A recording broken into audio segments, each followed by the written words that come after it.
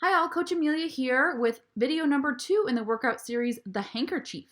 In this video, I'm going to go over the workout with technique tools, tips, and some scaling options. So the workout today, the HankerCHIEF, is kind of a take on the classic workout, the Chief. We're going to have 5 rounds of 3-minute AMRAPs, or as many rounds and reps as possible in 3 minutes of a series of 3 movements. 3 slam balls or any odd object ground to overhead, and I'll go over those with you. 6 diamond push-ups and lots of variation choices there as well. And 9 alternating one-leg squats. You might think of those as pistols. And there are options there too. So you're going to go through those 3 movements as many times as you can in 3 minutes. And then we're going to have a 1-minute rest. And then on the next round, you pick up wherever you left off. And so if, say, you did 3 rounds of the movements and 2 slam balls in the first round after that 1-minute rest, you would start with the 3rd slam ball and keep counting from there. And so you're just going to keep a consecutive count for one total score at the end. It's a quick one as far as the intervals of work, and you get a full minute rest, so a 3-to-1 ratio of work to rest. You want to really try your hardest, keep moving as much as you can during the workout. We're going to talk about the options for the different movements, give you some scaling choices, and I will say you could use a box or a chair or a footstool. That could be helpful for you for the pistols, the single leg squats. And something that you can take from ground to overhead, or you can slam. So if you have a slam ball or a medicine ball, you can go ahead and use that. Otherwise, you can use pretty much anything around the house. I actually have a bin with a bunch of my kids' toys in it, just to demonstrate that we can use anything and still get the work done. So go ahead and pause the video and grab your equipment, and then come back and join me. So I'm going to bring in my slam ball alternative, and I have just filled this with some heavier toys, and all I'm going to do is take it from the ground to up and overhead. And I'll show you the alternative if you have a slam ball, where you would be taking it up and overhead and then dropping it back down.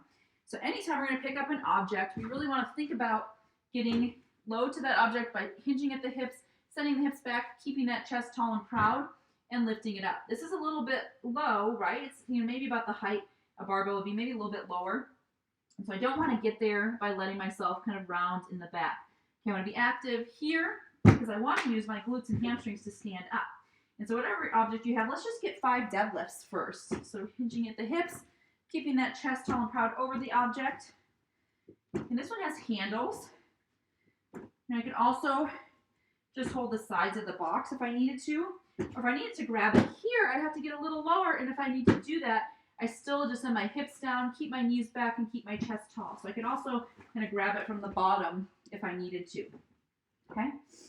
So those are the options there. When we're going to transition from ground to overhead, we want to think about really opening the hips to help us lift and bring that object up. So I'll do it a couple times with the handles. Let's go ahead and join me. Get into that solid position, picking up. And we're going to stand and bring that object up and overhead. Okay? I'm keeping hold of the handles for that one. I can hold the side of the box. If I want to come to the bottom, I pick it up and kind of convert it as I come up top. Okay? So I tap it down, I bring it up, switch my hand hold, and over top. Now this one's open at the top. I'm probably going to use the handle so I don't risk the tipping of it. If you had any object, let me just demo here with a cushion. Now this is lighter, so obviously the more resistance you have, the more work you're going to get. I'm going to stand just wide enough so I'm on either side of it. I can pick it up, bring it up and overhead, and tap it back down. Okay?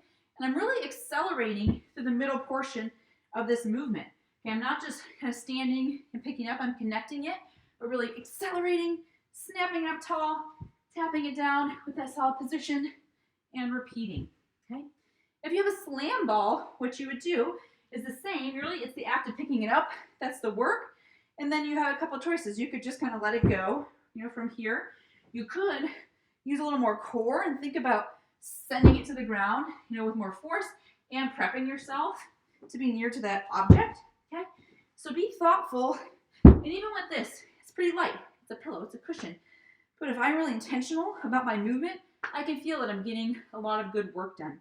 So choose your object and your movement there accordingly. Next, we have the push-up. And this is calling for a diamond push-up. And that means we're going to have the hands in close. Okay? And so I'm going to come to the ground, keep my hands in close, lower myself all the way down, and press all the way back up.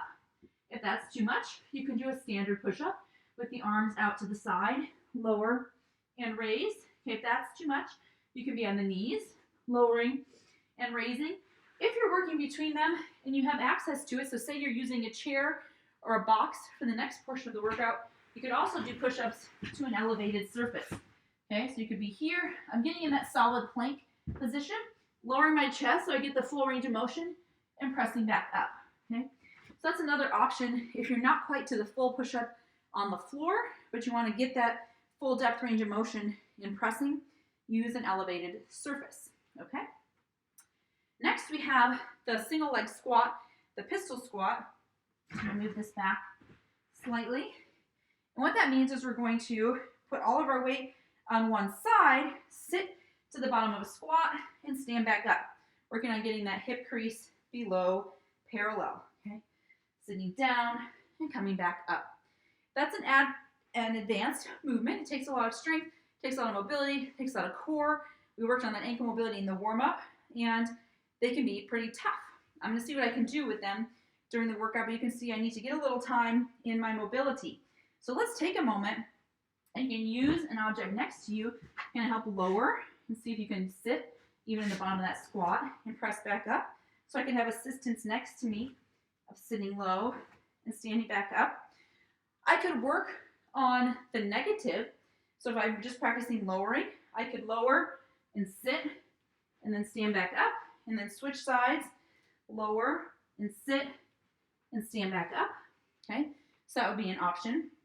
You could also work on the lower, see if you get your leg under you and stand back up. That's a little bit trickier.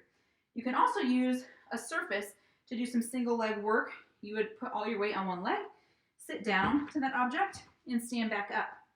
And then here, sitting down and standing back up. So try with some of those. If you want to single leg, sit and stand, that's great. Progression towards the pistol. If you want to use that object next to you, you kind of give yourself a little lift. And if I turn so my arm of the leg side is next to it, and I just give myself that little bit of a boost, okay?